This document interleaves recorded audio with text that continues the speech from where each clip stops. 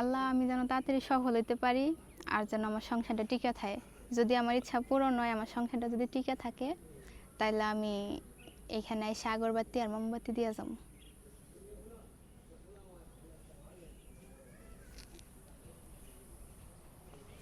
একটা মেয়ে মানত করলো, আমরা শুনলাম এই সারের পুকুরে এসে দেখলাম। আপু, আপনি কি পুকুরে টাকা দিলেন?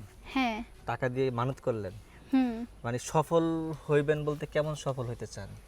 মানে সফল বলতে যেন সবাই বলতে পারে, মানুষের অনেক কথাবার্তা শুনছি, অনেক হেনস্থার শিকার হয়েছি, এই জন্য মানুষের জন্য এইগুলো বলতে না পারে যে মিডিয়াতে থেকে কিছু করতে পারে নাই। আমি এই জন্য সফল হতে চাই।